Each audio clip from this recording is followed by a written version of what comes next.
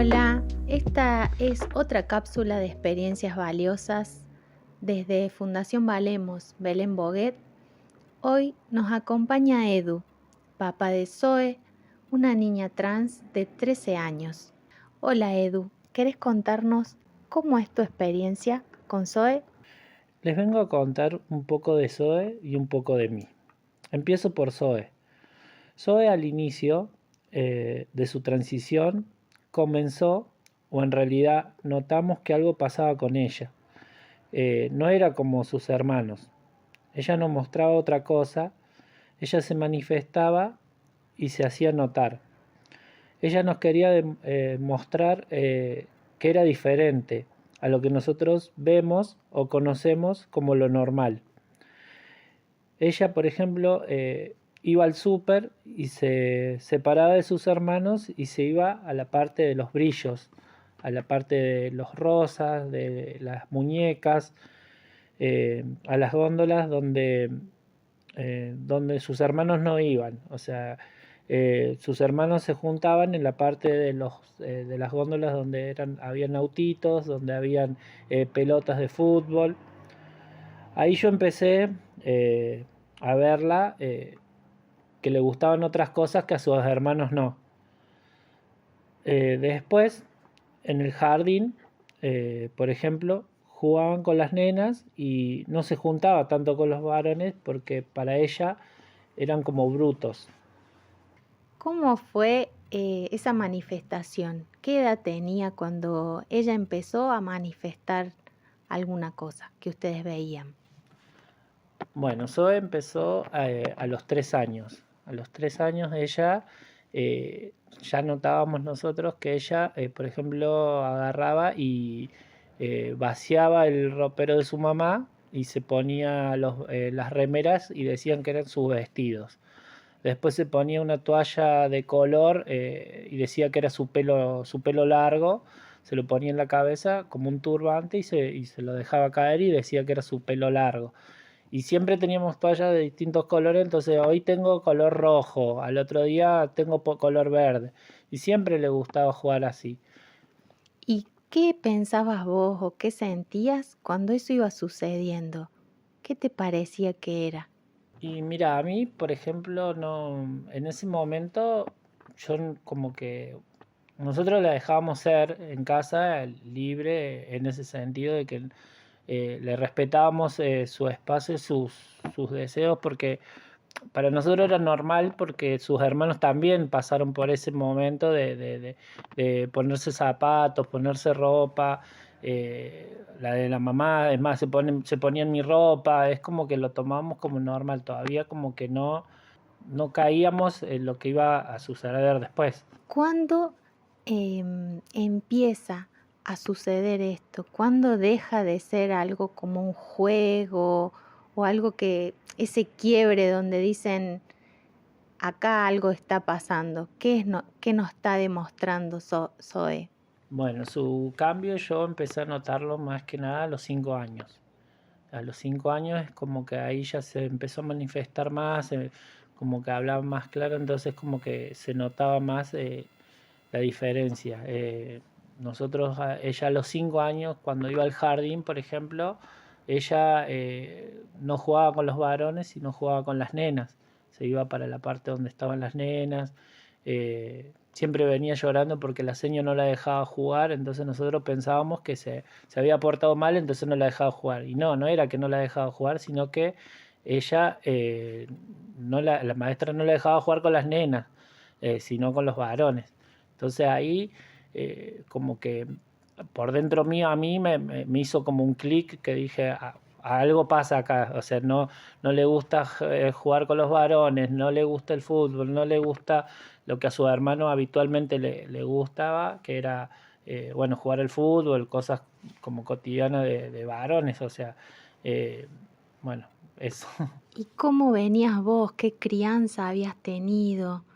¿De qué familia venías como para entender eso que estaba pasando? Bueno, en mi familia, por ejemplo, mi papá se separaron cuando yo tenía 8 años, entonces la crianza fue casi toda de mi mamá, la gran parte de mi mamá, y un poco la calle, porque también en mi experiencia personal fue que, bueno, mi mamá trabajaba todo el día, entonces no teníamos quien nos cuide, que nos vea, sino mis hermanos, que eran más grandes, entonces ellos nos cuidaban y como que veníamos de una familia muy machista en ese sentido de que era lo tradicional, no había algo distinto.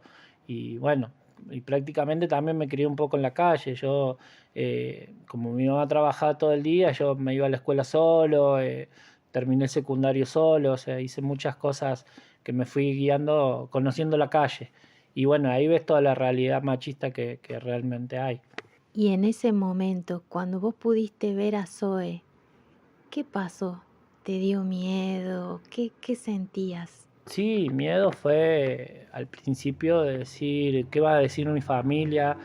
¿Qué va a decir la gente de afuera? Por ejemplo, en casa estaba todo bien, nosotros la dejábamos que sea libre, pero a mí me da miedo de sacarla a la calle y que esté vestida de nena siendo un varón y que la gente sepa que era un varón y que fuera nena y el tema de la discriminación hacia ella, no hacia nosotros, porque nosotros nos hemos bancado mil y una y las vamos a seguir bancando, pero en ese momento que nosotros sentíamos de que iba a haber discriminación hacia ella y ese era el miedo nuestro. Es el miedo a tener que rendir cuentas, ¿no? Como unos fantasmas parece que salís a la calle y tenés que estar defendiendo lo que le está pasando a tu hija. Sí, en todo momento sentí ese tener que defender. Nos ha pasado en varios lugares, en varios, por ejemplo, en el médico, en las escuelas, que tener que defenderla y decirle, mirá, ella es ella y no es cosa de nosotros de que le ponemos la ropa porque nosotros queríamos, tenemos dos hijos varones y queríamos la nena, no, sino que ella es ella desde que nació y bueno, y así. Y cuando pudo hacer su cambio de DNI, ¿hubo algo ahí que estuvo bien para ustedes? ¿Cómo fue ese pasaje? Bueno, el cambio de DNI nos alivianó un montón de cosas, de tener que dar explicaciones en todos lados, de decir, no, mira, calladito, che, mira, no la llames por su nombre anterior, llámala como Zoe. Entonces, nos abrió muchos caminos, tanto en la escuela, bueno, en el médico, en varios lugares, en la escuela de verano, por ejemplo.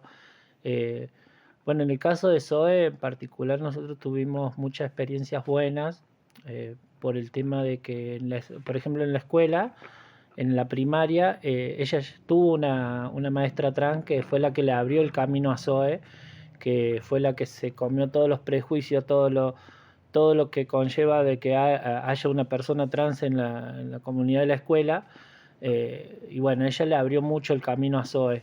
Eh, la señora Daniela fue la que, o sea, nos dio fuerza, es más, hasta el día de hoy seguimos en contacto con ella y que bueno, está re contenta de que Zoe, que sea feliz y que bueno, que sea libre, como ella lo es, así que en ese sentido nos abrió mucho las puertas en el tema de escolar y para la Zoe fue más fácil todo, que la señora Daniela le haya abierto las puertas para que ella transicione tranquilamente. eh, la verdad que bueno, eso estuvo buenísimo. Es como el avala ahí, ¿no? Lo legal te avala y te legitima esa elección.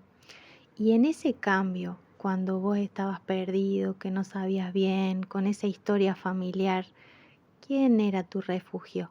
¿Dónde te apoyabas vos? Bueno, mi mayor refugio es mi compañera Chio, que bueno, ella me ayudó un montón, me abrió la cabeza, leíamos juntos, íbamos a lugares para averiguar, para ver qué pasaba con Zoe. Y fue ahí que, bueno, en una juntada conocimos a Santi de la casita trans y bueno, con él estuvimos el primer encuentro y que nos ayudó un montón, nos habló, nos dijo, bueno, vengan a la casita que ahí van a tener información. Entonces ahí comenzamos como otro proceso que también nos alivianó todo porque estábamos medio perdidos los dos de para dónde vamos, o sea, no conocíamos personas trans. Ahora está en la secundaria. ¿Cómo fue ese paso a la secundaria?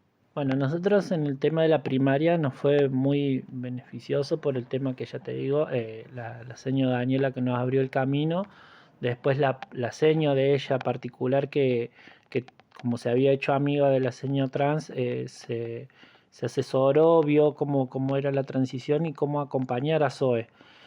La primaria, por ejemplo, sus compañeros, ella nunca tuvo problema porque transicionaron, o sea, ella fue haciendo la transición y los compañeritos la aceptaron como era y nunca tuvo problema en ese caso.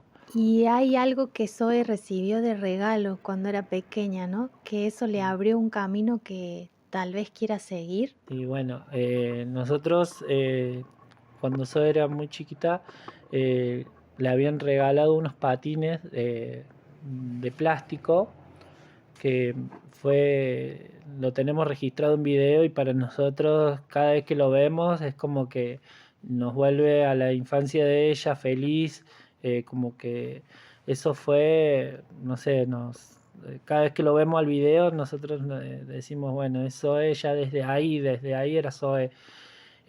Los patines para ella es todo.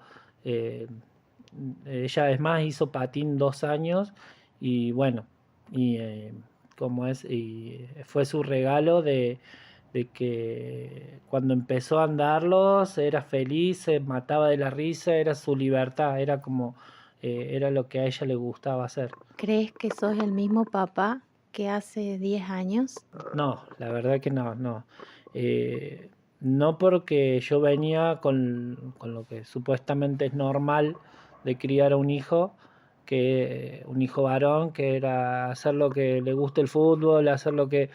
Y Zoe la verdad que nos pegó un par de cachetadas ahí que nos dijo, no, mirá, no es todo así y bueno, hay otras realidades. Y bueno, en este caso Zoe nos abrió muchos caminos a nosotros mismos, a mí como papá, la verdad que me sorprendo cada día de que aprendo cosas nuevas, cosas que la verdad que jamás se me hubiesen cruzado en la cabeza o en mi camino, si Zoe no me abría esa cabeza como la abrió. eh, y bueno, respetarle sus tiempos, respetarle su transición, acompañarla. Es muy importante que acompañen los padres también porque hemos escuchado cada realidad, cada cosa que han pasado anteriormente. ¿Qué reflexión nos haces? Bueno, en este caso la reflexión mía es que, bueno, nada, que lo malo ya lo pasaron, ya lo malo ya lo pasó la otra generación que es una generación guerrera que luchó por sus derechos y que consiguieron muchas cosas que hoy le hacen para Zoe que sea una persona libre, feliz, que pueda cambiar su DNI, que, que han hecho muchas cosas para que las personas trans sean libres y puedan seguir su vida normal, como una persona normal. Eh, bueno, nada, que siga defendiendo sus derechos, porque ella también es una guerrera para mí. Es una referente para muchos chicos que vienen, que la siguen a ella y que la acompañan y que están con ella y que, bueno, se ha transformado en una referente que ella conoce todos sus derechos porque los lee, sabe, se interioriza y bueno, nada, que sabe que acá tiene un papá que la va a apoyar, la va a acompañar siempre en lo que necesite, que es muy importante que los padres apoyemos, acompañemos, respetemos su transición, que respetemos sus tiempos y nada, que estar presente para ellos es muy importante, porque las generaciones pasadas la han vivido terriblemente y no tuvieron ese apoyo por ahí de los padres como el que hay ahora. Ahora, si bien hay muchas más familias que acompañan y apoyan, y bueno, eso para esas personas es muy importante. Gracias, Edu. Muchísimas gracias. Esto fue otra cápsula de experiencias valiosas para abrir la escucha y el corazón. De Fundación Valemos, mi nombre es Belén Boguet.